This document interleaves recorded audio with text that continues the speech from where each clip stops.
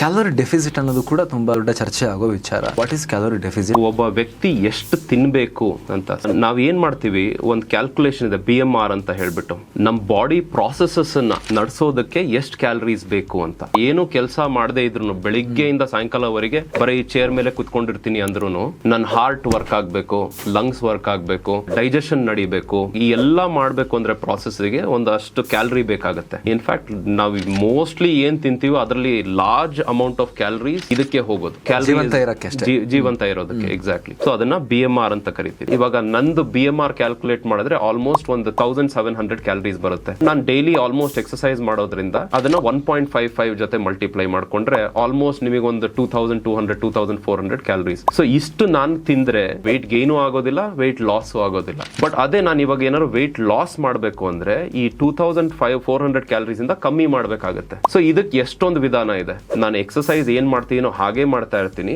But ಊಟ 2400 calories ಮಾಡೋ ಬದ್ಲಿ ಬರೀ ಒಂದು 2000 ಕ್ಯಾಲರೀಸ್ ತಿಂತೀನಿ. One way of losing weight. ನಾನು 2400 ಕ್ಯಾಲರೀಸ್ ತಿಂತೀನಿ, ಬಟ್ ಇವಾಗ ಏನ್ ಎಕ್ಸರ್ಸೈಸ್ ಮಾಡ್ತಾ ಏನೋ ಅದಕ್ಕಿಂತ ಆಲ್ಮೋಸ್ಟ್ ಒಂದು 300-400 ಕ್ಯಾಲರಿ ಎಕ್ಸ್ಟ್ರಾ ಎಕ್ಸರ್ಸೈಸ್ ಮಾಡ್ತೀನಿ. ಅಥವಾ ಕಾಂಬಿನೇಷನ್ ಕ್ಯಾಲರಿ ಕೂಡ ಒಂದು 200 ಕ್ಯಾಲರಿ ಕಮ್ಮಿ ತಿಂತೀನಿ, ಎಕ್ಸರ್ಸೈಸ್ ಇವಾಗ ಏನ್ ಮಾಡ್ತೀನೋ ಅದಕ್ಕಿಂತ ಒಂದು 200 ಕ್ಯಾಲರಿ ಜಾಸ್ತಿ ಎಕ್ಸರ್ಸೈಸ್ ಮಾಡ್ತೀನಿ. ಇದು ಮೂರನೇ ವಿಧಾನ. ಫುಲ್ ವಿಡಿಯೋಗಾಗಿ ರಿಲೇಟೆಡ್ ಲಿಂಕ್ ಕ್ಲಿಕ್ ಮಾಡಿ.